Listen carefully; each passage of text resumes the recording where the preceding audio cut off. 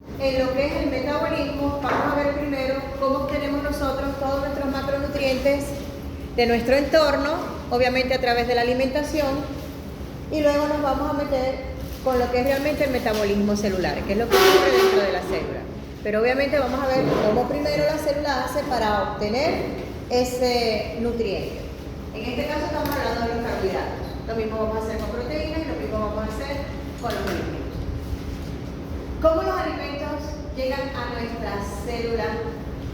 ¿Por qué procesos pasan más o menos para que puedan llegar a nuestras células? ¿Qué es lo primero que hacemos nosotros con los alimentos? ¿Por la digestión? Por la digestión. ¿Ok? A través del proceso de digestión, nosotros vamos a convertir esos macronutrientes, esas moléculas todas grandotas, en unas moléculas más pequeñitas para que sean asimilables por las células y el organismo pueda trabajar con estas moléculas, ya sea para el proceso catabólico o para el proceso anabólico.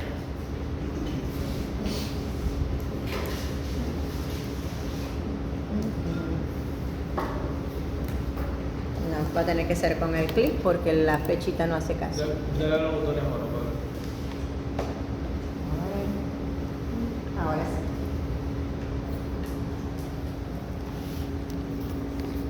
Ok, nosotros la semana pasada habíamos hablado de la importancia que tenían los carbohidratos para todos los seres vivos. Hablábamos de una generación constante de energía que también iba a formar parte estructural de nuestras células y obviamente de nuestra biomasa. Y también como estructuras de almacenamiento de energía. ¿Cómo almacenábamos la energía nosotros en los carbohidratos? ¿De qué forma almacenamos nosotros la energía en los carbohidratos? Voy por allá con Silva. ¿De qué forma almacenábamos nosotros la energía? El glucógeno, ¿no? A través del glucógeno. Todos los organismos animales que somos lo hacemos a través del glucógeno y los vegetales lo hacen a través Del almidón. del almidón. Muy bien. Y hay otros grandes carbohidratos que nosotros tomamos, sobre todo disacáridos que tomamos del ambiente, uno a través de la lechita que consumimos, que es la lactosa, y la sacarosa que ahora tenemos a partir de las frutas. Son importantes fuentes de azúcar para nosotros y para los animales en general.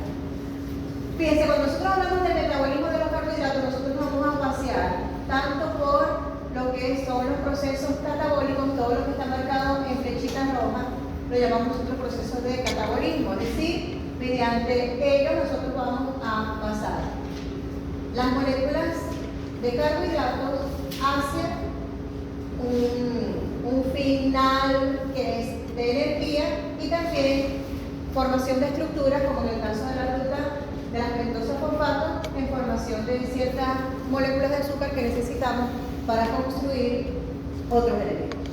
De eso hablamos un poquito en la clase anterior. Y lo que tenemos nosotros marcado en azul es como a través de distintos elementos, de distintas moléculas, nosotros podemos sintetizar glucosa. Quiere decir que nosotros vamos a obtener glucosa en nuestro cuerpo por dos vías. Por una vía de digestión, donde vamos a tomar la glucosa desde nuestro entorno, y vamos a tener también mecanismos internos, mecanismos celulares, mediante los cuales, si no tenemos glucosa, la podemos sintetizar, la podemos obtener. Vamos a ver primero todos los procesos de obtención de glucosa a partir de los elementos externos, luego a partir de las sustancias de almacenamiento que tenemos nosotros internamente, mediante los cuales también podemos obtener glucosa, y luego vamos a ver los mecanismos mediante los cuales, en el caso de no tener de dónde se realiza sacar glucosa, cómo la podemos sintetizar. Entonces, hay varios términos que debemos tener nosotros claros en estas rutas metabólicas que nosotros vamos a tener. Glucogénesis, glucogenólisis, glucólisis, que ya la conocen, y gluconeogénesis.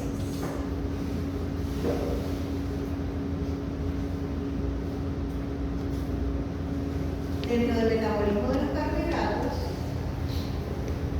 vamos a nosotros estudiar varias rutas metabólicas. ¿Para qué? Para obtener glucosa. Pero fíjense,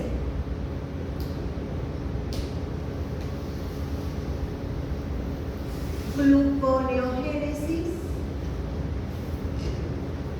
Mediante la gluconeogénesis nosotros vamos a, génesis es la síntesis, la creación.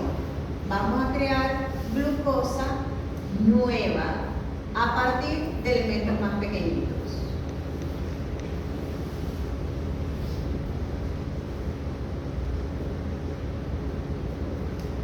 La glucogénesis es como vamos a sintetizar glucógeno.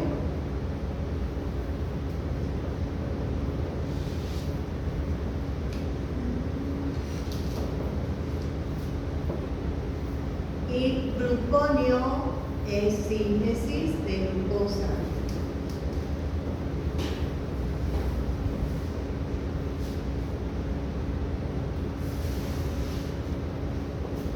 ¿Qué es la glucólisis? Es una ruta metabólica. Es una ruta metabólica. ¿Y en qué consiste? Va a descomponer la glucosa, pero la fórmula CH no sé qué hasta luego. ¿Qué hago la glucólisis? ¿En qué? En piruvato. Ok. La primera fase de la oxidación de la glucosa hasta piruvato. ¿Ok? Entonces decimos que es oxidación de la glucosa hasta piruvato. Ok. Ahora, la glucogenólisis,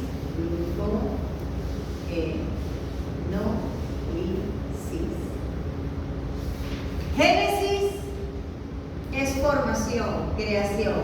Lisis es rompimiento. Glucogenólisis es el rompimiento del glucógeno para liberar glucosa.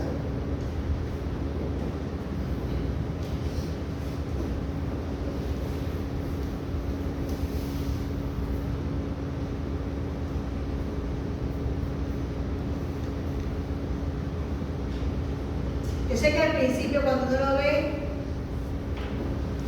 suena trabalengua, confunde. Pero si yo tengo claro qué significa lisis y qué significa génesis, no van a tener confusión. Por eso se lo estoy explicando desde el origen de la palabra. Entonces, ¿qué va a ocurrir? ¿Qué va a ocurrir? Yo puedo obtener glucosa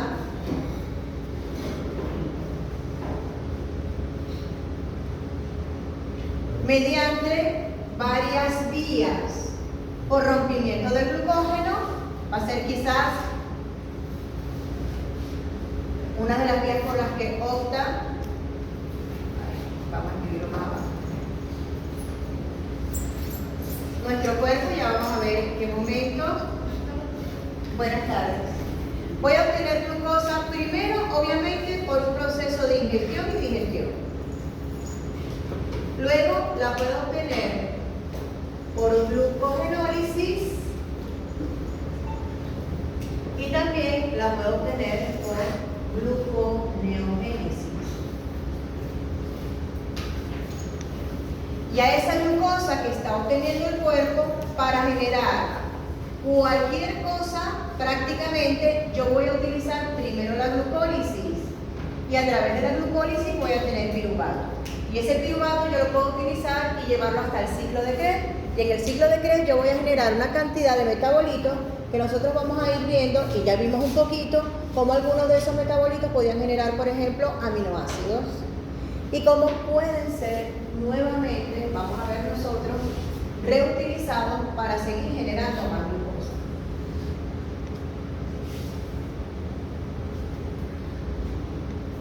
Y iba a mencionar algo y se me acaba de ir.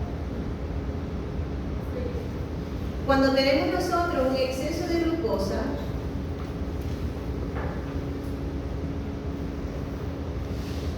nuestro cuerpo entonces va a activar los mecanismos de reserva y entonces nos vamos a ir hacia la glucogénesis. Pero si nuestro cuerpo necesita glucosa, primero optamos a ver si tenemos suficiente en sangre que viene a través del proceso de digestión.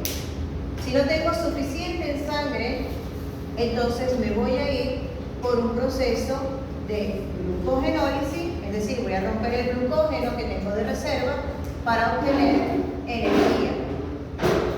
Y cuando agoto las reservas o el momento en que me está bajando la glucosa en sangre, entonces me voy a ir por un proceso de gluconeogénesis. ¿Dónde ocurre glucogenólisis? En los lugares donde reservamos glucógeno. Ocurre el músculo y ocurre el hígado. ¿Pero qué ocurre? El glucógeno que tiene el Loaiza. ¿Dónde almacena usted el glucógeno? Loaiza.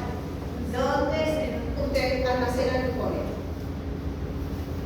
Usted se desayunó 4 pastelitos y además se metió un vasito de malta o uno de Coca-Cola.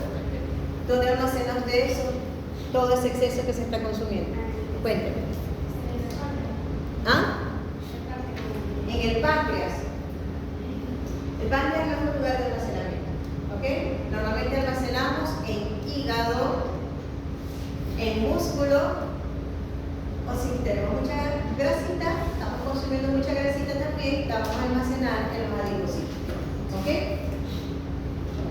¿Qué ocurre? El glucógeno que nosotros reservamos en músculo lo reservamos en pequeños gránulos dentro de las células musculares y con el movimiento muscular lo vamos a utilizar y lo vamos a gastar en puro movimiento. Pero hay otras partes de nuestro cuerpo que también necesitan azúcar. Nuestro cerebro necesita azúcar, pero nuestro cerebro no almacena glucógeno. Entonces nosotros necesitamos brindarle glucosa a ese cerebro. Eso lo hace el hígado. Quien libera glucosa a sangre cuando no tenemos por el proceso de digestión es el hígado, el que va a liberar glucosa hacia sangre. ¿Quiénes se van a encargar del proceso de glucogenólisis? Principalmente o únicamente músculo e hígado.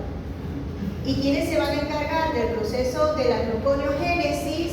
En el músculo no ocurre gluconeogénesis. Quien se va a encargar de la gluconeogénesis van a ser principalmente el hígado y secundariamente los riñones. ¿Por qué? Porque las enzimas que yo voy a utilizar para este proceso solamente las voy a tener en las células hepáticas y en las células renales. ¿Ok? Y si voy a romper glucógeno, lo hago solamente en los lugares donde tengo glucógeno, en el hígado y en el músculo. Ok. Cuando tengo exceso de glucosa, lo acabamos de decir, voy a fabricar glucógeno y me voy por un proceso llamado glucogénesis. ¿Y la glucólisis para qué la utilizamos nosotros? Para sintetizar ¿Para qué? glucógeno. La glucólisis. La glucólisis ¿para qué? Para romper la molécula de ya se me olvidó. ¿Qué rompemos con la glucólisis? La oxidación de la glucosa. Ok, ¿qué se rompe en la glucólisis? Glucólisis. ¿Qué se rompe en la glucólisis? Glucógeno. Glucólisis. Glucólisis, no glucogenólisis. Glucólisis. Glucosa. Venimos de metabolismo intermedio, pero debe tener fresco. Glucosa. ¿Y para qué rompemos la glucosa? Para tener energía. Ok, para tener energía y a través de la obtención de las moléculas de piruvato que se van a ir por otros procesos que son de obtención de energía. Pero ya con la glucólisis nosotros al obtener piruvato también vamos a obtener energía. ¿Por qué? Porque ella genera ATP, de forma lenta genera 2 moléculas de ATP y acuérdense que también generaba 2 NADH y ese 2 NADH me iban a servir en la cadena transportadora de electrones para poder generar energía. Entonces, la glucólisis la utilizo yo dentro del proceso catabólico para la producción de energía. ¿Ok?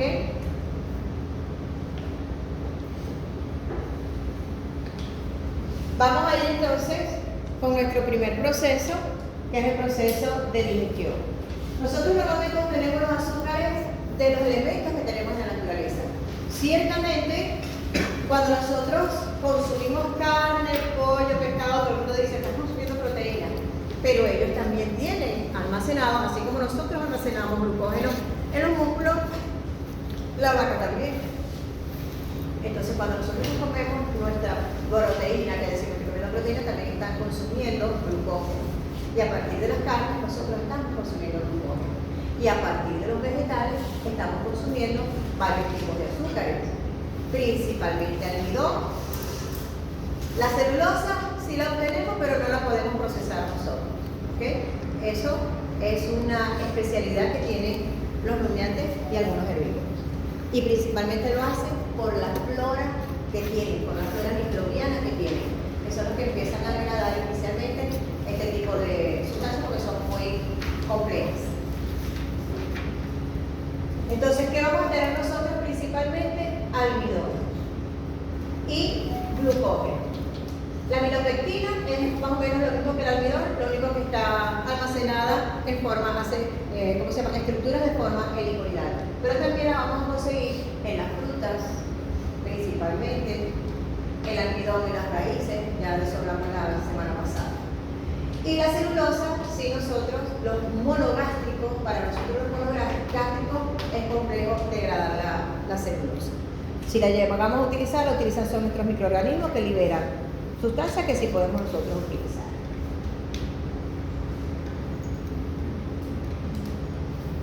¿Qué es importante que nosotros tengamos claro? Nosotros vamos a obtener glucosa para que vayan separando de una vez a partir del glucógeno. Pero ese glucógeno puede tener dos vías. Tenemos un glucógeno que viene de nuestro entorno y lo vamos a adquirir por alimentación.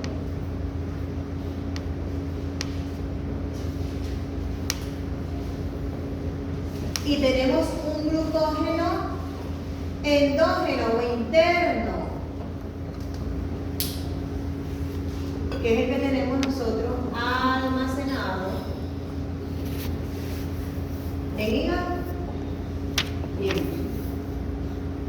¿Ok?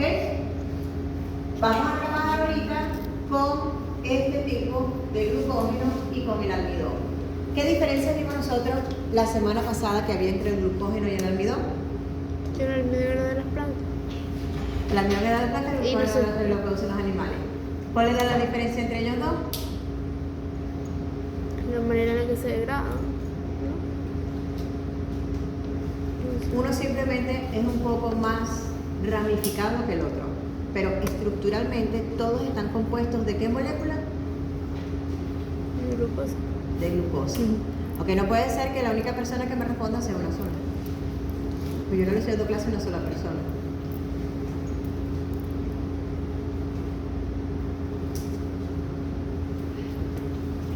El glucógeno está compuesto por puras moléculas de glucosa. Es un polisacárido de glucosa. Entonces lo que voy a hacer es descomponer esa estructura para ir liberando glucosa.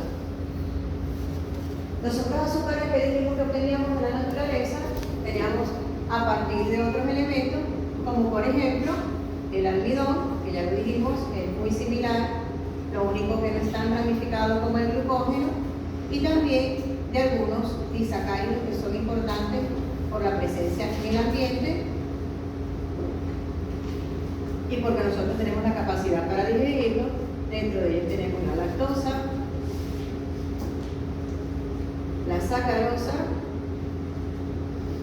y la maltosa.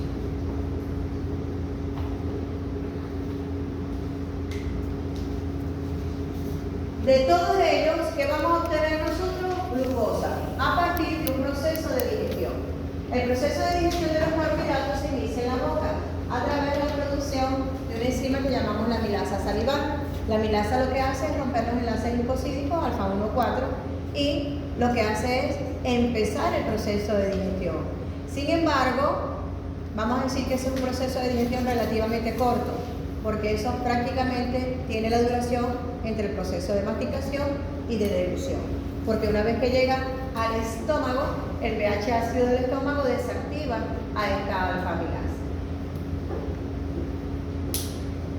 Una vez que está en el estómago, dijimos que quedaba inactivada la amilasa salival Y cuando la comida pasa hacia las primeras secciones del intestino, ¿ustedes vieron anatomía? Ya, ¿verdad? Ok, ¿a qué parte del intestino pasamos? Duodeno. Al duodeno. Yeyuno, sí. Hígado. Ok, en el duodeno es donde se inicia la mayoría de los procesos digestivos de todo el movimiento. Entre ellos de los azúcares, seguimos digiriendo los azúcares. Y vamos a tener a ese nivel la liberación por parte del páncreas, la amilasa, una amilasa que llamamos amilasa pancreática. ¿Qué ocurre? Una vez que los alimentos caen en el duodeno, igualmente el páncreas libera bicarbonato que va a neutralizar el pH ácido que traemos del estómago, y entonces esa amilasa pancreática puede trabajar y seguir degradando a glucógeno o almidón. Los disacáridos están acompañados. Nosotros vimos la semana pasada, la lactosa estaba formada por ¿qué azúcares? ¿Qué monosacáridos? No repasa.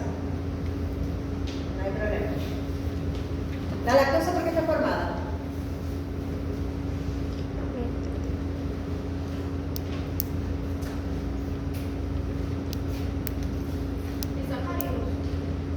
Es un disacárido, estoy diciendo, está formado por dos azúcares. ¿Cuáles son?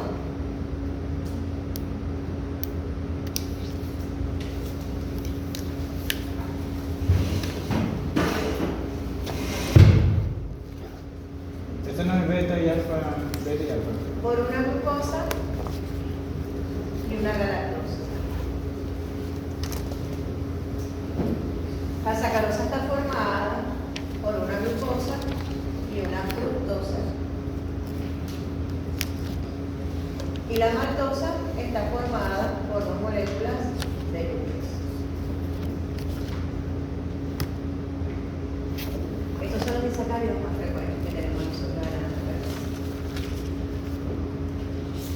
En las velocidades del intestino, nosotros tenemos en nuestros enterocitos, las células tienen a nivel de membrana, tienen unas enzimas que se encargan de degradar los disacáridos que se van generando.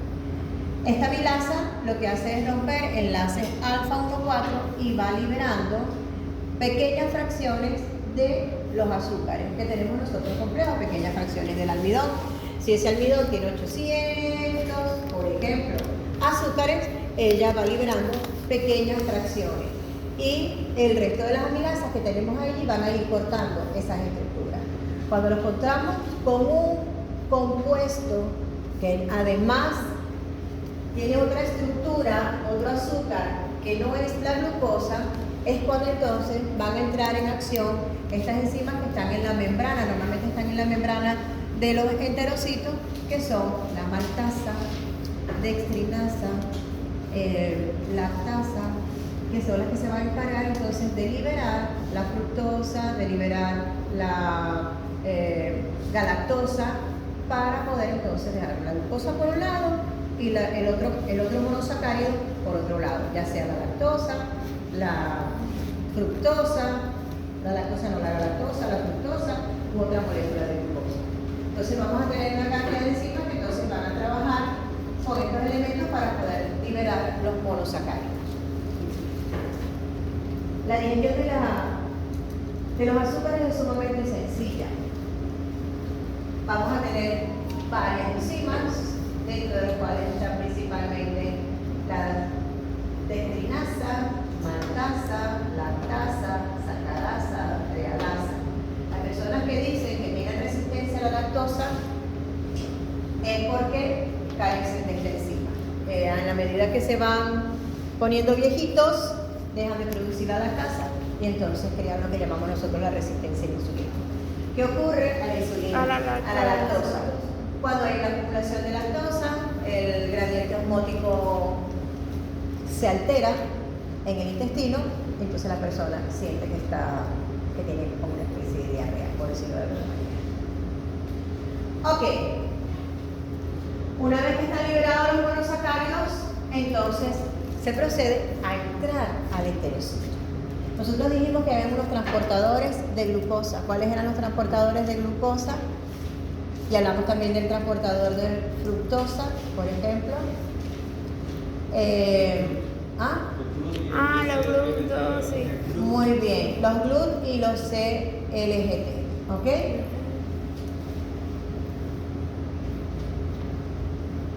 De eso hablamos la semana pasada. Habíamos dicho que los GLUT5 servían para que pudiera entrar la fructosa. ¿Y la glucosa entraba al enterocito a través de qué receptores? A través, perdón, ¿de qué transportadores?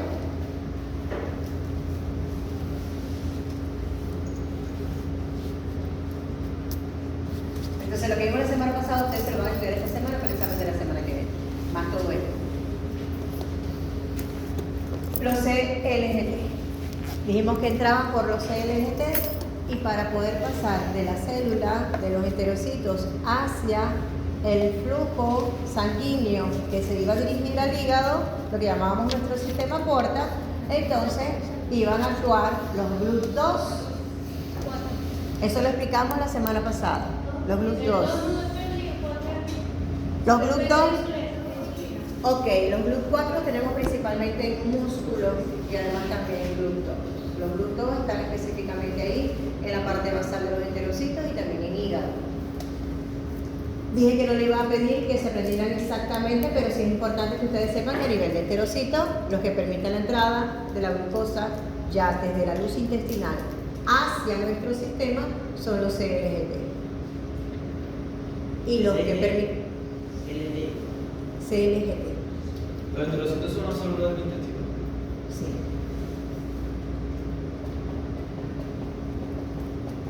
Yo pasé las láminas por el grupo. Ahí no los vi. Lo pasamos la semana pasada. En el grupo están las láminas de la clase pasada y ahí están los y cómo funcionan más o menos esos receptores. Ok. Aquí más o menos lo que explica es que realmente los disacáridos van a estar actuando, van a ser degradados específicamente por enzimas que están ubicadas en la membrana y ellos se van a encargar entonces de liberar cada uno de los azúcares simples, sencillos, o monosacáridos que llamamos nosotros. Ok.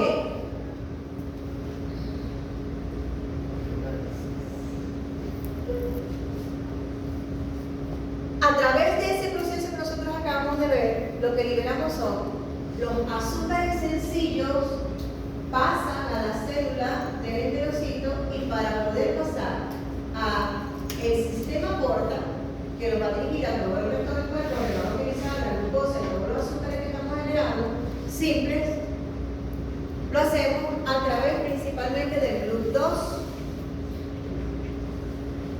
De esa manera obtenemos nosotros glucosa a partir de nuestro entorno. Eso es lo que llamamos nosotros la glucosa exógena. Ahora, ¿cómo obtenemos nosotros glucosa endógena? La endógena la tenemos almacenada en el glucógeno. Nosotros no almacenamos glucosa de forma sencilla o simple. Cuando nosotros consumimos glucosa, con todos estos carbohidratos complejos y a través del proceso de digestión que estamos viendo glucosa, hay una que vamos a utilizar para la producción de energía, uno para el proceso sintético, pero cuando hay un exceso de glucosa, la misma insulina que se encarga de activar las primeras enzimas de la glucólisis también se va a encargar de activar la síntesis de las enzimas que vamos a necesitar, sobre todo la glucógenosintasa, para activar los procesos de almacenamiento de glucosa en forma de glucógeno. ¿En dónde va a ocurrir esto? Músculo de hígado. Muy bien. Entonces fíjense que uno de los grandes reguladores, y ya lo comenzamos a mencionar, uno de los grandes reguladores del metabolismo de los azúcares es la insulina. La insulina va a estar relacionada con la expresión de los transportadores, específicamente GLUT4, transportadores de glucosa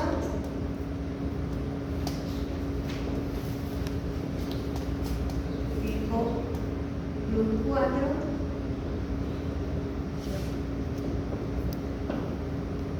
va a estar encargada de la activación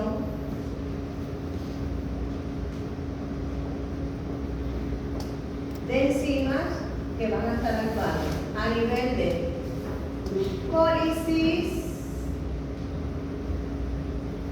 y glucogénesis.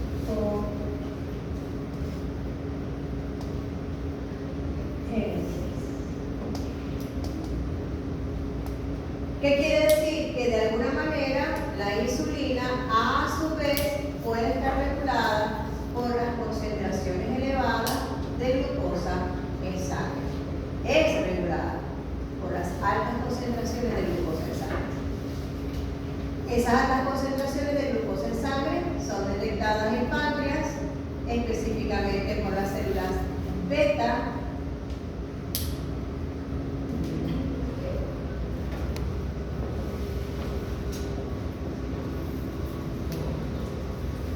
Estas células beta en el páncreas se encargan de detectar altas concentraciones de azúcar. Cuando hay altas concentraciones de azúcar, no, de glucosa específicamente. Cuando hay altas concentraciones de glucosa, se activa la síntesis de insulina. Y la insulina no va a actuar en todos los tejidos. La insulina va a actuar específicamente hígado,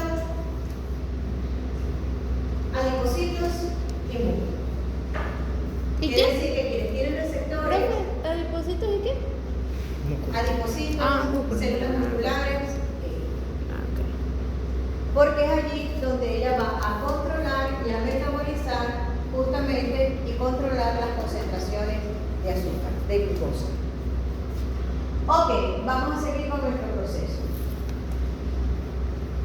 El glucógeno puede ser entonces cortado en pedacitos muy pequeños. ¿Para qué? Para ir librando la glucosa. Nosotros dijimos que el glucógeno estaba formado por puras moléculas de glucosa, y explicamos la semana pasada que esas moléculas de glucosa tenían enlaces alfa 1 beta y que en las ramificaciones íbamos a tener nosotros enlaces alfa 1 6, donde iban a estar involucrados los carbonos 6 de un azúcar y el carbono 1 de otro azúcar. Y es lo que iba a originar las ramificaciones que tenemos nosotros en la molécula de glucógeno. Quiere decir que para poder nosotros obtener toda la glucosa contenida aquí, tenemos que romper enlaces 1 alfa y tenemos que romper enlaces 1 6, alfa 1 6. Es un poquito explicando cómo está constituido el glucógeno. ¿Qué vamos a tener nosotros? El proceso de degradación de ese glucógeno para obtener glucosa lo llamamos fosforólisis. ¿Qué significa fosforólisis? Lisis es rompimiento y fósforo, obviamente, claramente, significa fósforo. Vamos a utilizar a una molécula de fósforo o grupo fosfato para romper, para poder liberar. Quiere decir que el fósforo lo vamos a utilizar como una fuente de energía para poder liberar entonces nuestras moléculas de glucosa a partir del glucógeno.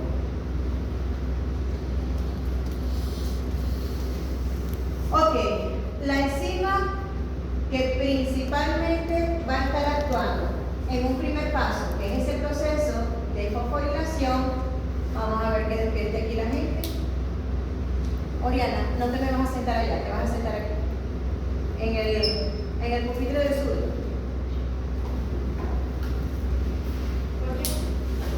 Pero sigue durmiendo. Te vas a sentar ahí ves mejor.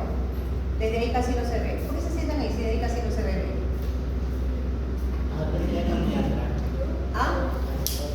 Hay un puesto aquí. Le ponen un puesto delante ahí a Andrea, porque yo te digo Adriana. ¿Andrea o Andreina? Andrea. Ok, no te preocupes que la única persona que hay que tengo un estudiante que se llama Andreina, me pasa a mí. Ok. ¿Qué dice aquí, Oriana? Glucógeno. Fosforilasa. ¿Y qué le dije que significaba la fosforólisis? ¿Para qué? ¿Qué se rompe? El fósforo. Utilizamos el fósforo para romper el glucógeno y liberar una molécula de glucosa. Glucógeno fosforilasa. ¿Qué va a hacer entonces la glucógeno fosforilasa? Va a romper un enlace alfa 1,4 con la incorporación de un grupo fosfato para poder liberar una molécula de glucosa.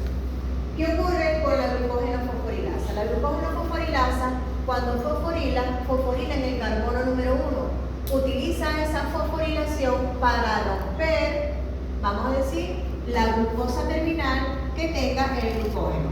Quiere decir que en los extremos de cada ramificación puede actuar la glucógeno fosforilasa. Yo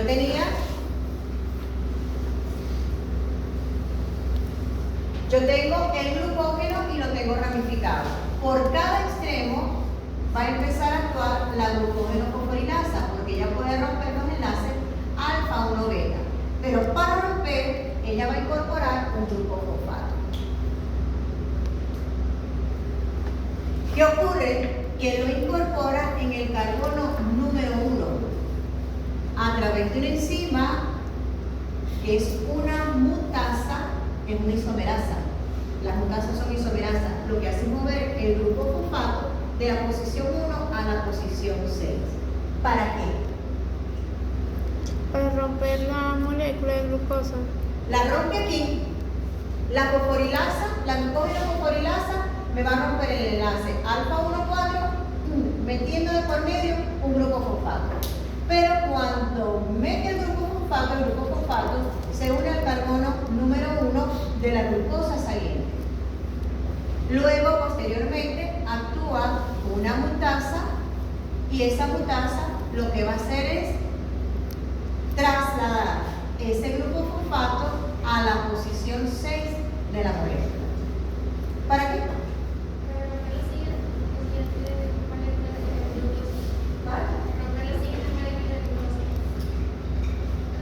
Igual, ya una vez que yo tengo el grupo fosfato unido a la glucosa, ya la enzima la libera.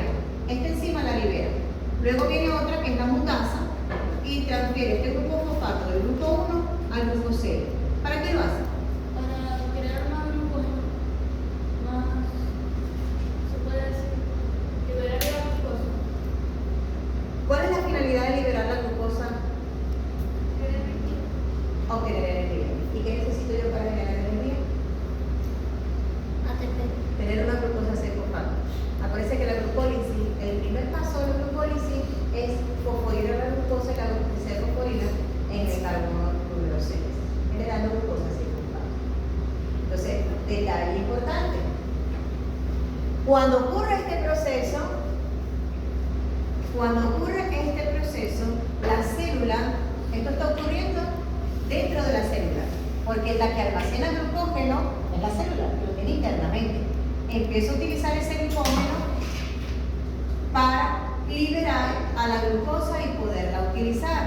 Entonces, ¿qué ocurre? Ya yo tengo aquí glucosa 6-fosfato. Yo no necesito para la glucólisis gastar un ATP. Ese primer ATP que yo gasto originalmente ya no lo voy a gastar durante la glucólisis. Quiere decir que esa glucólisis va a tener un poquito más de rendimiento que cuando yo me vengo por aquí e incorporo la glucosa que liberé por digestión, se fue vía sanguínea, la incorporo a la célula y entonces tengo que fosforilarla. Ya con el glucógeno que yo tengo adentro, ya yo no necesito fosforilarla a través de un ATP, sino que ya yo voy a obtener la glucosa 6-fosfato directamente. Esto ocurre a nivel de músculo y esta glucosa puede ser utilizada directamente para el proceso de glucólisis.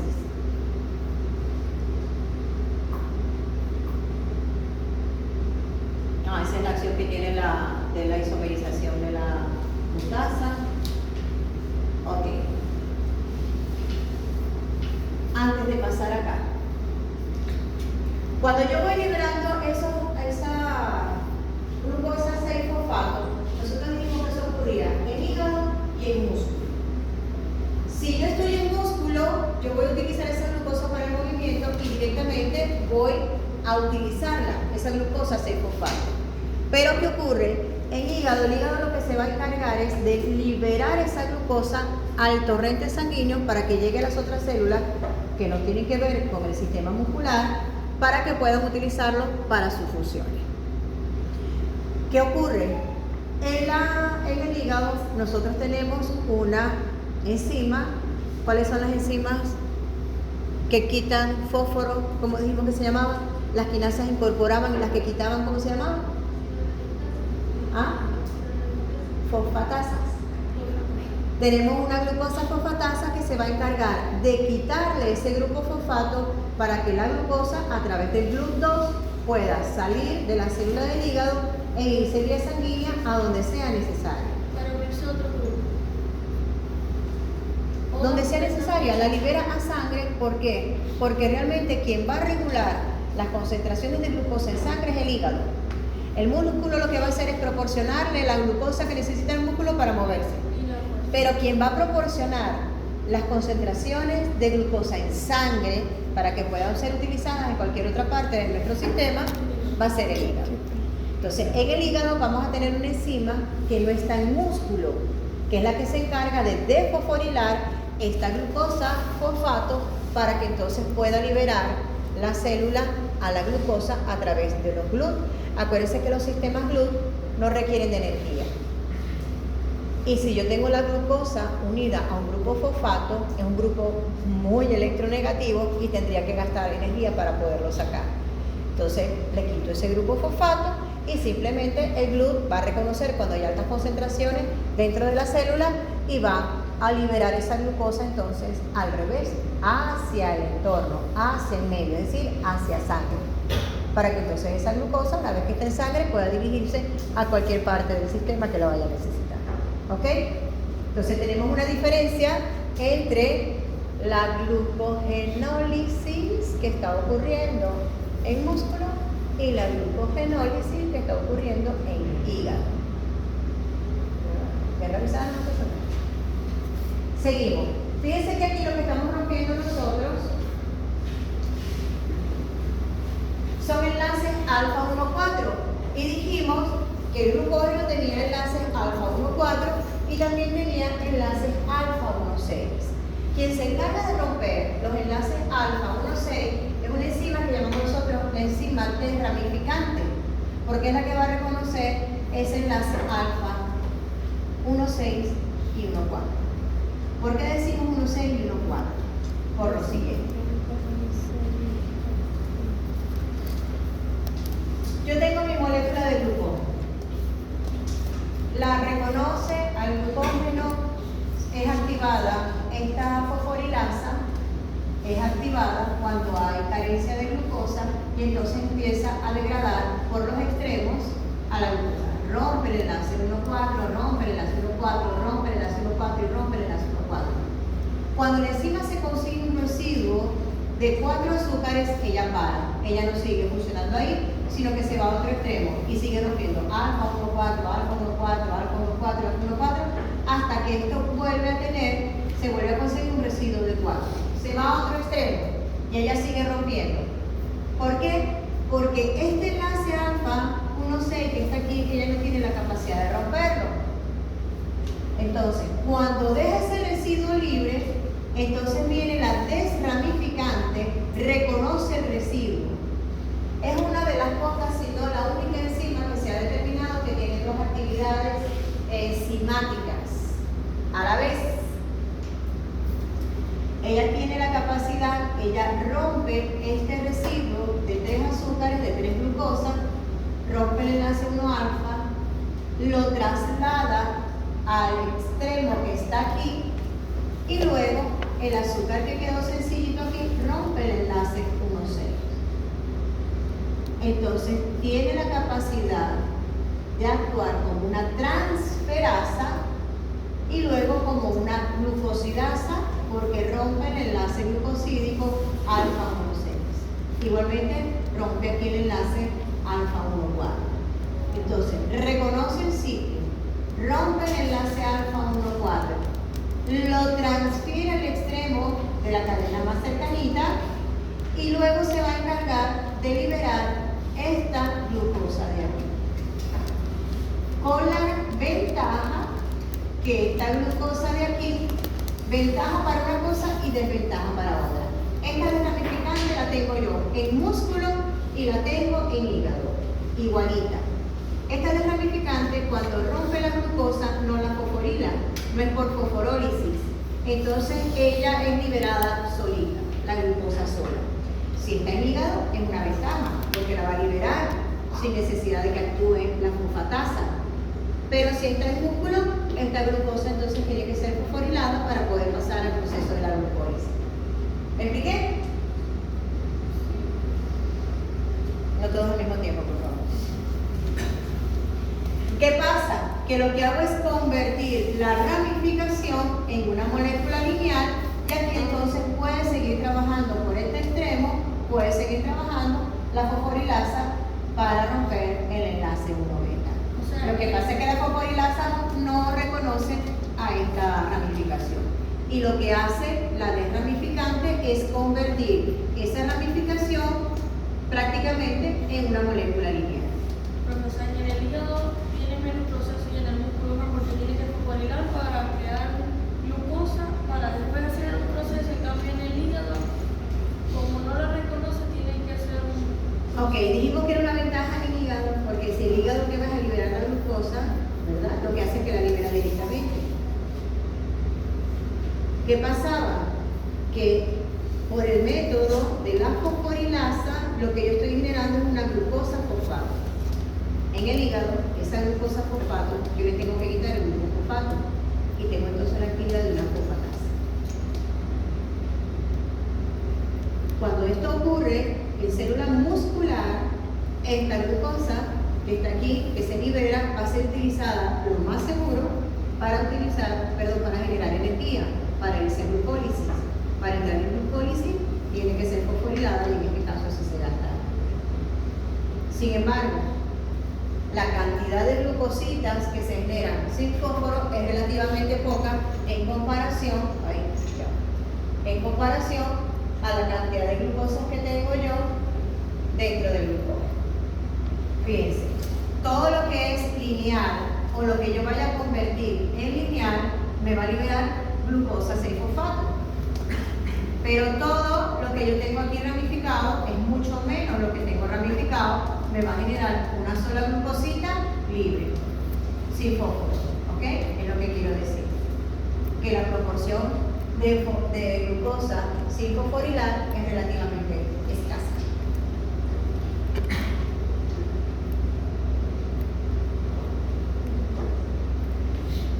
Ok, ¿qué debemos tener claro? Que esta desramificante se va a encargar de eliminar la ramificación a través de dos procesos. Va a cortar el azúcar y va a actuar como una transferasa, como una glucosiltransferasa.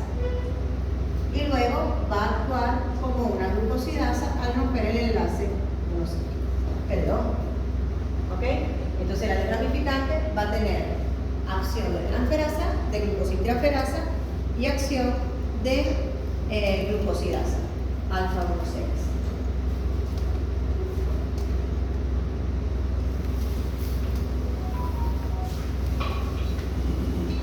Utilizar estos azúcares con azúcares que liberé de la sacarosa y de la lactosa, sí.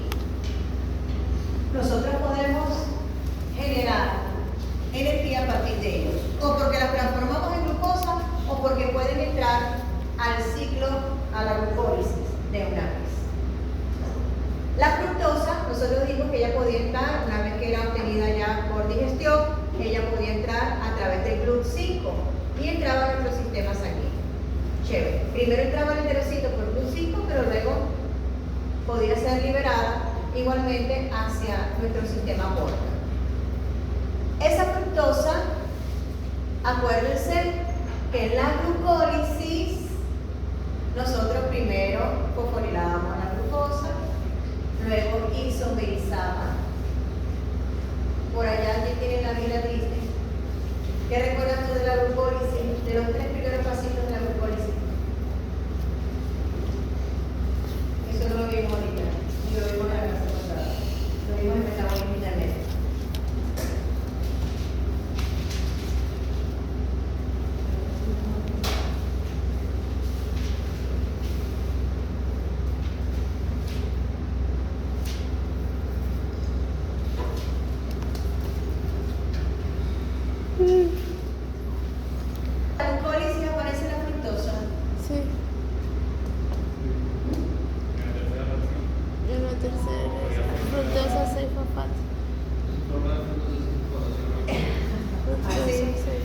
Entonces, esta fructosa a través de la exoquinasa puede ser fosforilada en la posición 6 y de una vez entra la glucólisis. ¿Ok? Otra forma es que en el momento de ser fosforilada, no se fosforila en la posición 6, sino que se fosforila en la posición 1. Y hay una enzima que lo que va a hacer no es que la va a isomerizar y le va a cambiar del 1 a la posición 6, sino que de una vez la rompe y me va a generar un gliceraldehído y un elemento, un compuesto que puede igualmente dihidroxicetona, me va a generar dihidroxicetona y gliceraldehído. Acuérdense que estos son sustratos también de la glucólisis. Cuando yo rompo igualmente a través de una aldolasa a la fructosa, ¿qué genero? Gliceraldehído y dihidroxicetona.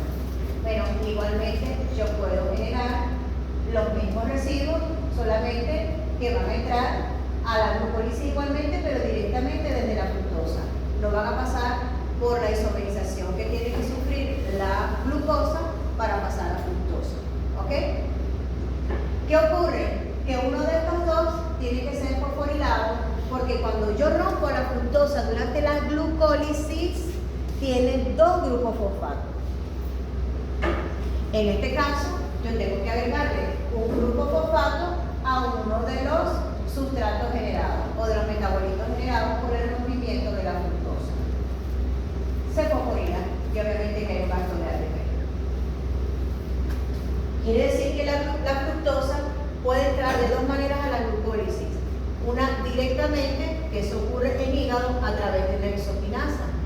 ¿Por qué? Porque esa exoquinasa va a fosforilar directamente en el carbono número 6, que ella entra casi directamente a la glucólisis. Lo que tiene que ser nuevamente fosforilada para generarme entonces por la misma aldolasa de la glucólisis, la dihidroxicetona y el gliceraldehído. En músculo y en riñón yo no tengo esta exoquinasa, tengo una fructoquinasa que lo que va a hacer es que va a fosforilar pero en una posición distinta. Pero yo voy a disponer de una aldolasa que me va a hacer casi la misma función y me va a romper a la fructosa en dos moléculas. Solamente que tengo que fosforilar una de ellas para que pueda entrar entonces a la glucólisis. La galactosa también puede ser utilizada por las células y me va a generar un metabolito que también va a entrar directamente a la glucólisis.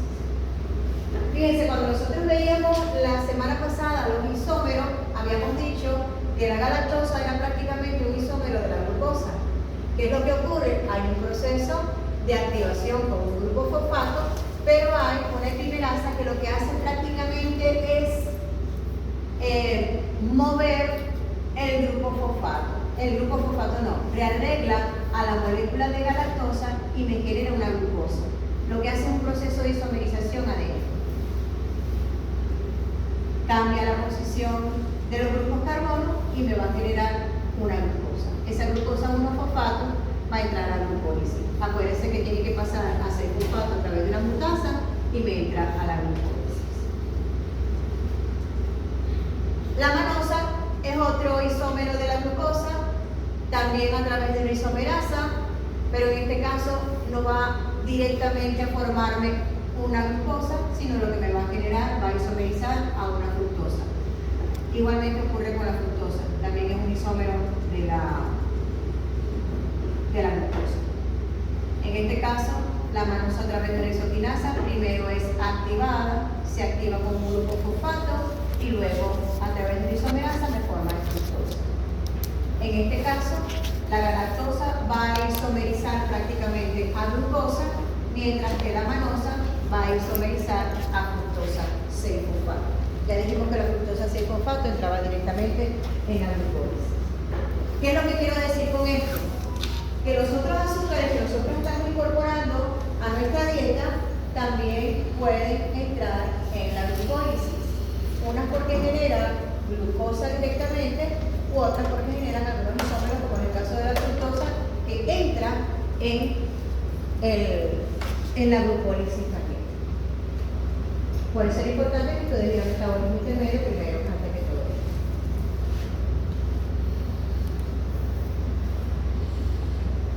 Lo que allá lo teníamos sencillo es un poquito aquí más complejo, pero es para que vean que de distintas formas, aquí tengo yo como ruta central a la glucólisis, para que quizás lo puedan visualizar mejor, y vamos a tener cómo los distintos azúcares van a ir incorporándose al proceso de glucólisis. Habíamos hablado la sacarosa, que estaba formada por glucosa y fructosa. Ya habíamos dicho que la fructosa podía entrar en el ciclo de Krebs, en la glucólisis, y nadie me corría. En la glucólisis, ¿por qué? Porque ella, cuando la generamos, la 1-fosfato, la fructosa 1-fosfato, ella me iba a generar estos dos metabolitos que me iban a generar gliceraldehído prácticamente, que es lo que utiliza la glucólisis. Nosotros no habíamos hablado de la trealosa, no es tan frecuente como la maltosa, pero igual me va a generar una molécula de glucosa, ahí no hay pele. De la lactosa lo que me iba a generar era una galactosa, y esa galactosa ya vimos que me podía generar una glucosa 6-fosfato. Esta es la galactosa. La manosa, que era un isómero, simplemente a través de un proceso de isomerización que me iba a formar directamente la fructosa 6-fosfato. Esas son las formas en las que entran los distintos monosacáridos que tenemos en la naturaleza a la glucólisis. Y aquí tienen simplemente para recordar el proceso de la glucólisis. Lo que hacemos es utilizar la glucosa para formar el piruvato, y en ese interín nosotros íbamos a generar energía. Acuérdense que la glucosa era fosforilada y formábamos la glucosa 6-fosfato de la que estamos hablando. Esa glucosa isomerizaba una fructosa, la fructosa 6-fosfato que entra ya directamente, y luego era nuevamente fosforilada, y a través de una aldolasa me generaba la hidroxicetona y el gliceraldehído. Acuérdense que esa dihidroxicetona isomeriza el gliceraldehído y sigue el proceso a través del cual me iba a generar los metabolitos intermediarios, donde iba a tener algunas recuperación, iba a empezar a tener recuperación de ATP, e iba a tener también la liberación de NADH. No lo dice aquí, pero algunos de ustedes se acuerdan dónde está la recuperación, la formación del NADH.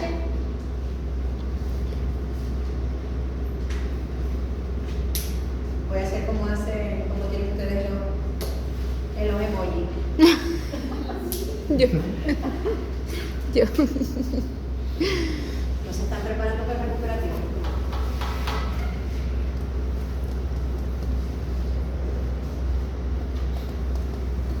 El NADH. ¿Quién se oxida en la glucólisis para generar NADH inicialmente? No me acuerdo. ¿Ah? No. No, es más adelante. Es como en la séptima. Ah, bueno, ahí están. ¿Quién se oxida?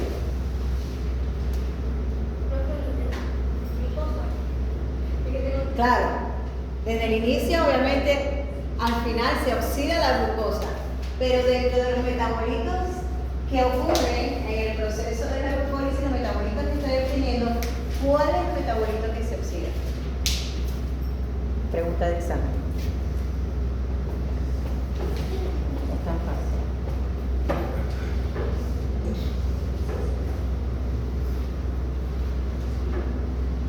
Fíjense, ¿qué hemos visto hasta ahora? Hasta ahora lo que hemos visto es cómo obtenemos nosotros glucosa a partir de la digestión y a partir del glucógeno interno que tenemos nosotros.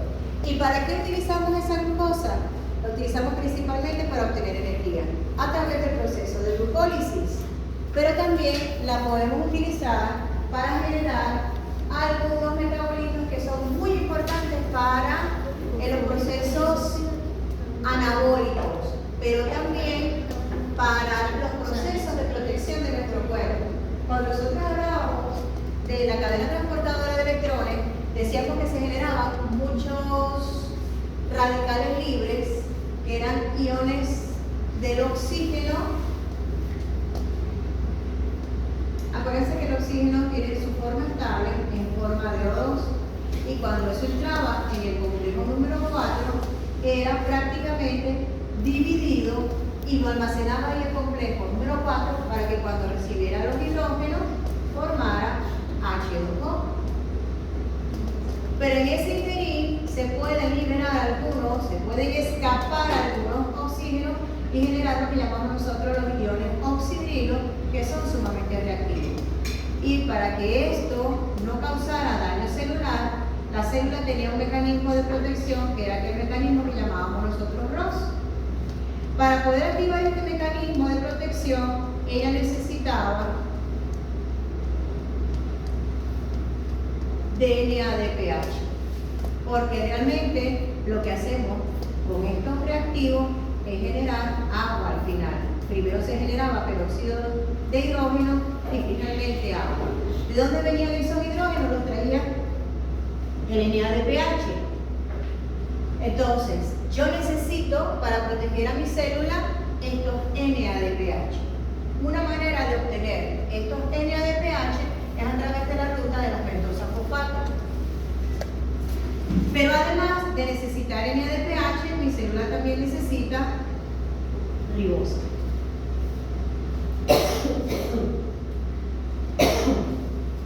Y esta ribosa la obtenemos a partir de una ribulosa que la obtenemos por la vía de la pentosa fosfato. Quiere decir que esta ruta metabólica que nosotros vamos a ver ahorita es muy importante para la célula porque me va a generar, aunque ella directamente no genere energía, genera NA de pH que lo puedo utilizar en algunos procesos anabólicos y lo utilizo de manera muy importante para protección de la célula con aquellos oxígenos, aquellos radicales de oxígeno que lo llamamos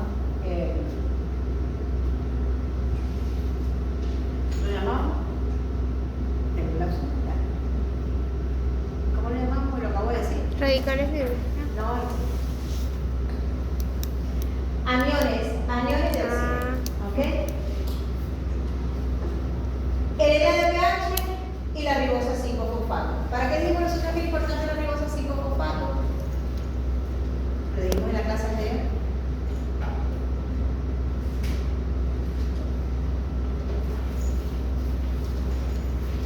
Para el ácido nucleico, ¿no? Para los ácidos nucleicos. Sí. Excelente. Todos los nucleótidos están formados por una molécula de ribosa. Todos. Cuando yo les preguntaba, ¿de qué está formado el ATP?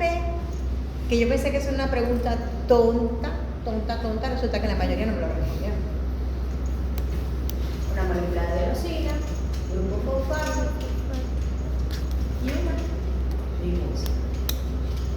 Todos los nucleótidos están formados por una ribosa, además de otros elementos.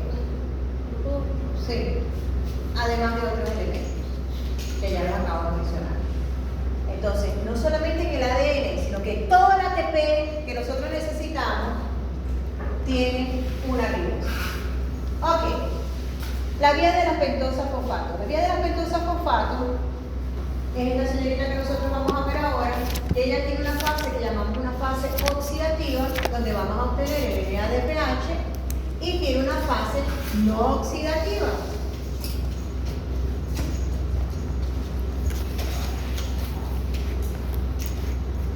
Este sistema que protege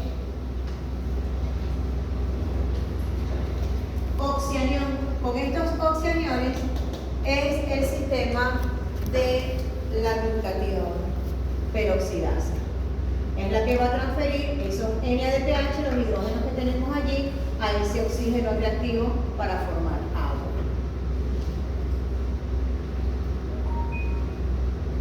Nosotros cuando veamos síntesis de ácidos grasos vamos a ver también que en esos procesos biosintéticos vamos a utilizar también NADPH.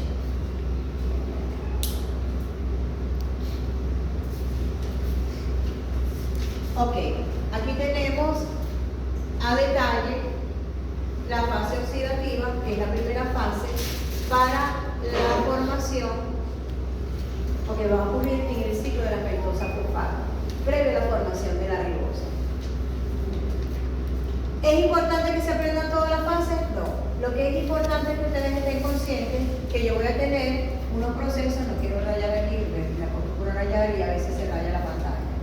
Voy a tener un proceso de óxido-reducción donde se está oxidando. ¿Quién se oxida aquí? El ciclo de la pentosa fosfato, ¿con quién comienza? ¿De qué estamos hablando? ¿De quién estamos hablando? La glucosa. De la glucosa, ¿ok? Entonces, vamos a empezar un proceso de oxidación de la glucosa diferente al de la glucólisis. El de la glucólisis es para obtener energía en forma de ATP. Aquí, ¿qué vamos a obtener nosotros? Vamos a obtener un potencial reductor en forma de NADPH, que ya sabemos que lo utilizamos para protección de la célula con radicales libres y también en algunos procesos biosintéticos.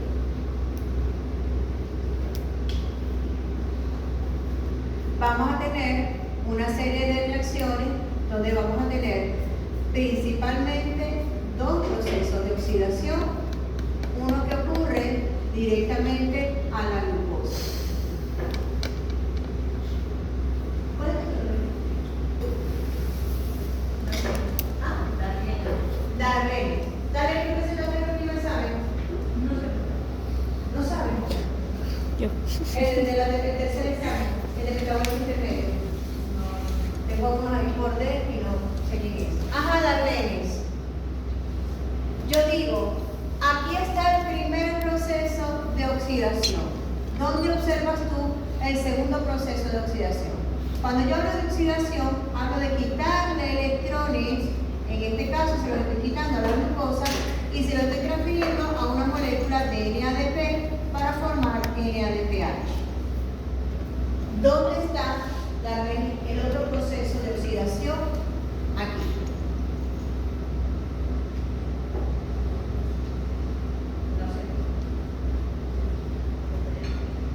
¿No lo pueden ver?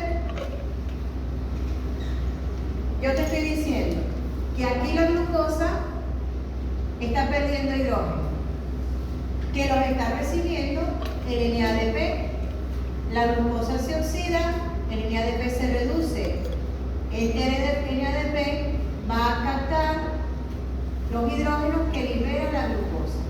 Obviamente que aquí va a participar una deshidrogenasa. En este caso es la glucosa 6-fosfato deshidrogenasa. Pero ¿qué es lo que quiero que veas? Que tengo una molécula de acá, la que está saliendo hidrógeno. Tengo el NADP primero, oxidado, y pasa a NADPH, que es reducido. Esta reacción, ¿dónde vuelve a ocurrir aquí?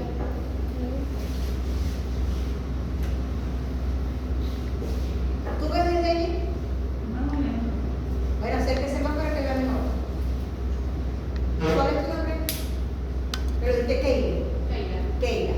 Keila, ¿dónde vuelves a ver tú esa reacción aquí? Keila. ¿Ah? En la parte de allá arriba. Es importante que ustedes puedan reconocer en qué momento tengo yo un proceso de óxido-reducción. Cada vez que yo libero hidrógeno, veo un proceso de óxido-reducción.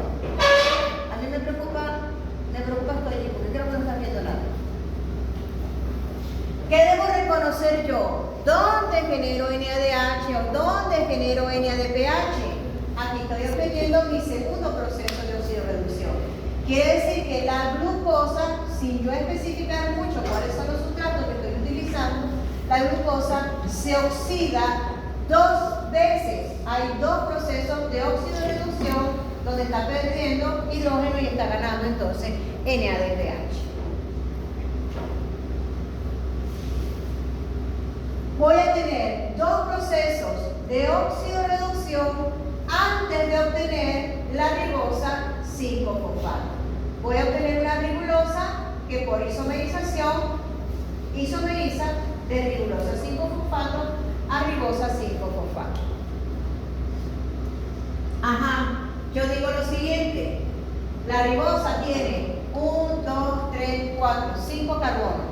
¿Cuántos carbonos tiene originalmente la glucosa? 6, ¿no? ¿Cuántos carbonos tiene la glucosa?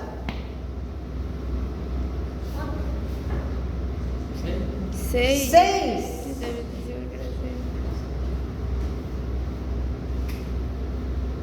CH12.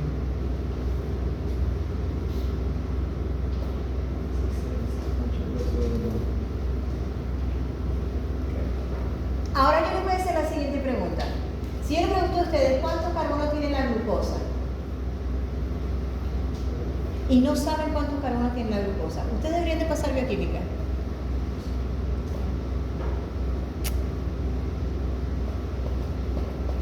Cuando le estoy diciendo desde hace 4 clases atrás que es la molécula central, desde hace 5 clases atrás.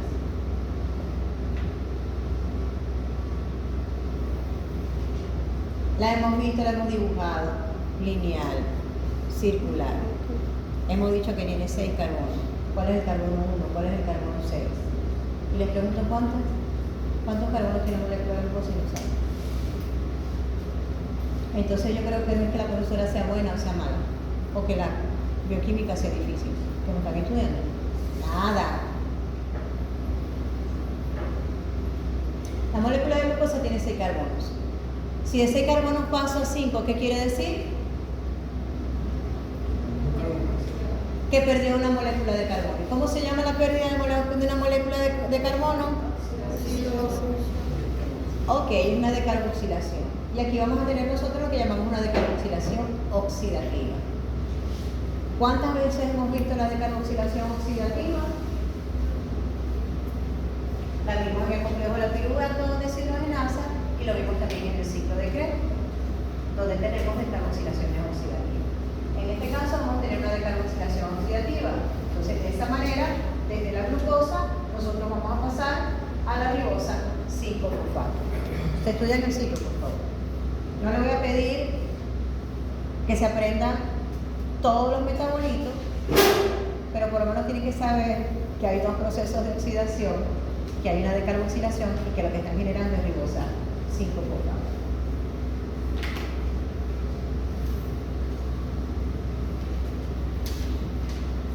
Si yo no voy a utilizar esa ribosa, es decir, si la célula no necesita esa ribosa para procesos biosintéticos, la célula decide que va a utilizar esa ribosa para seguir generando NADPH. ¿Qué quiere decir eso?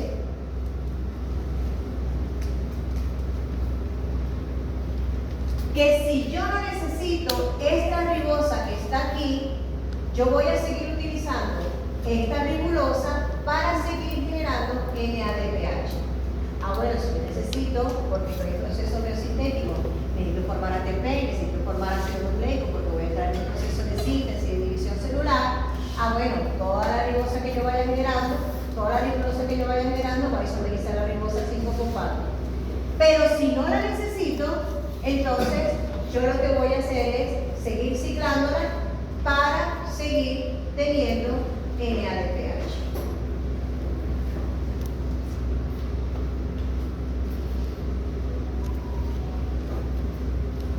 ¿Qué va a ocurrir en este proceso? En este proceso, la ribulosa 5-fosfato que yo estoy generando y estoy acumulando porque no la necesito, va a empezar a unirse una con la otra.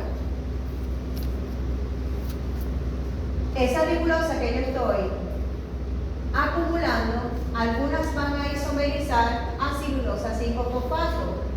¿Y qué va a ocurrir? Va a haber un proceso de condensación de dos moléculas de una ribosa con una celulosa, pero en vez de generarme una molécula muy grande, me van a generar en ese proceso de condensación, ellas primero se van a unir y luego se van a separar. Y me van a ir generando dos moléculas. Y en este ciclo, ¿cuál es el sentido de este ciclo? Volver a generar glucosa 6-fosfato. Y volver a generar glucosa 6-fosfato y volver a generar glucosa 6-fosfato. ¿Qué ocurre en este ciclo? En este ciclo simplemente lo que voy a hacer yo es cambiar grupos de carbono, grupos acetilos de una molécula a otra, de tal manera de garantizar, es como un juego de Lego, para yo garantizar que voy a obtener al final la glucosa 6-fosfato o fructosa 6-fosfato. La fructosa 6-fosfato me sirve para irme por glucólisis y la glucosa 6-fosfato o se va a glucólisis o se va al ciclo de la fructosa fosfato. Entonces, esta cantidad de flechitas que nosotros vemos aquí son procesos de transacetilación, que es cambiar grupos acetilos de una molécula a la otra, de tal manera que al final yo pueda obtener una molécula de fructosa y una molécula que dice aquí, que yo lo leo bien. Eritrosa. Eritrosa 4-fosfato. Ok.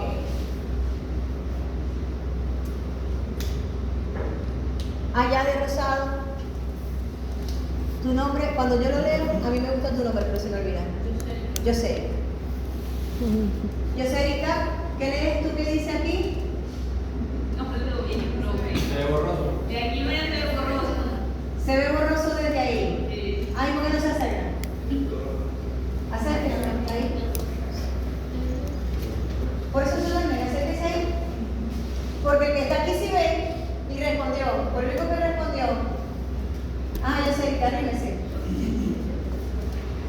Yo sé, Erika, ¿y qué dice aquí? Yo que me creo que Profe, es una vez. Ahí dice Fructosa, fructosas. beta-fosfato. 6-fosfato. Entonces 6 fosfato. no me muestre que yo me miro borroso. Allá, ¿Cómo se lee? por dentro. No ve desde allá. Acérquese más entonces. Yo no veo y me acerco. No va a estar en la casa donde yo no vea nada. Yo no vea nada. Fíjense, aquí voy a tener fructosa 6-fosfato y aquí, ¿qué fue lo que dijo? Eritrosa. Aquí adelante no me va a responder nada. Yo sé ni completa lo dice. Ah, esa morra que dice quién es. Ajá, dale, por favor. Ah, yo sé Erika. ¿Qué es lo que hay aquí? Me voy a tener que parar porque no veo. Se ve muy borroso, igual eso de que se ve borroso.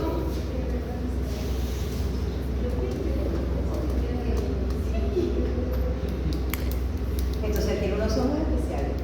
Lo que pasa es que Yo mejor lo voy a descargar de aquí, ya lo voy a decir. Eritrosa. Yo soy viejita.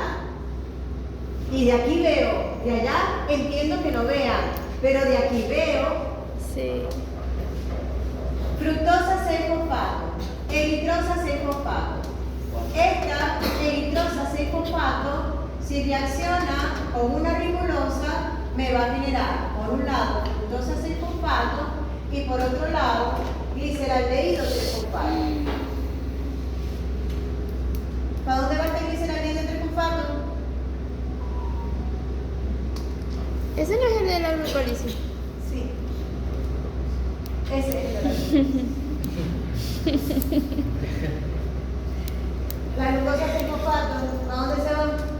Se puede ir para dónde se puede ir la glucosa 6-fosfato, no lo voy a decir yo. ¿Para dónde se puede ir? Máximo. ¿Eres máximo? Máximo, ¿para dónde se puede ir la glucosa 6-fosfato? Para la glucólisis. Allá. ¿Cuál es tu nombre? Marbelis. Marbelis. Para la glucosa 6-fosfato ciertamente se puede ir para la glucólisis. ¿Y para dónde vas?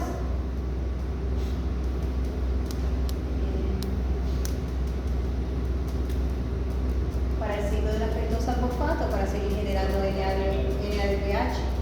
¿Ok? Aquí yo lo que voy a tener una serie de transacetilaciones. ¿Qué son transacetilaciones? Que de una molécula a otra le voy a pasar un grupo acetilo. Estas dos las voy a condensar, pero un grupo acetilo se lo voy a pasar para acá y la otra va a quedar sin el grupo acetilo. Luego, al revés, el grupo acetilo para acá. Luego lo voy a volver a condensar y el grupo acetilo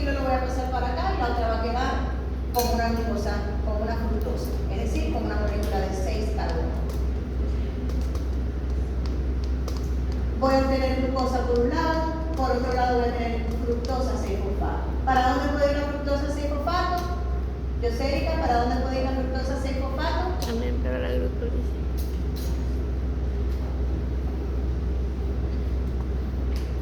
Esto se puede ir para la glucólisis. Yo tengo el ciclo de Krebs de CMCA, no sé por qué.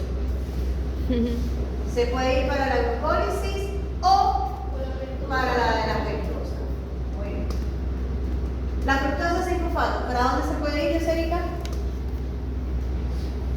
No te acuerdas. ¿Para dónde se puede ir, Maisa? La fructosa 6-fosfato. Pero la frente No sabe. El ave, que no te preguntaba. Tampoco. Que no te preguntaba. ¿Ya? No, tampoco, no. Glucólisis. Allá, glucólisis. ¿Y qué dice aquí allá? Glucólisis. La fructosa 6-fosfato también se puede ir para glucólisis. ¿Ves por qué es importante que ustedes aprendieran primero metabolismo intermedio? Y el gliceraldehído 3-fosfato, ¿para dónde se puede ir? ¿No lo van a decir? ¿Para dónde se puede ir también? Allá, Aldemaro, delante del Aldemaro, el de gorrita que dice Lea. ¿Cómo? Jesús. José. Era por votar. Ah, José. El gliceraldehído 3-fosfato, ¿para dónde se puede ir? Para pegadito de hielo. Ahorita lo dijeron. Ahorita lo dijeron. Para la glucólisis.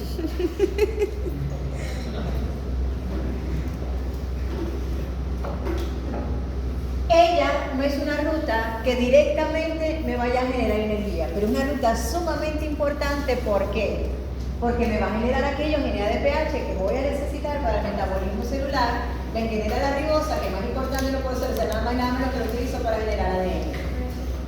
Y además, si yo no voy a utilizar esa ribosa para obtener ADN, la puedo ir acumulando y la voy a utilizar para jugar con ella, para obtener al final varios grupos de moléculas que yo voy a utilizar o para producción de energía o para seguir generando poder reductor. Es lo importante que ustedes vean de todas estas rutas. ¿Qué hora es? 2 y 12. Tienen 10 minutos para descansar, porque en 10 minutos voy a comenzar. Todo lo que acabamos de ver nosotros es prácticamente la forma en la que obtenemos glucosa por digestión a partir del glucógeno y cómo utilizamos la glucosa. Ahora vamos a sintetizar glucosa. Cuando vengan ustedes de regreso, vamos a sintetizar glucosa de nuevo. Vamos a meternos con gluconeogénesis y la forma en la que podemos obtener gluconeogénesis.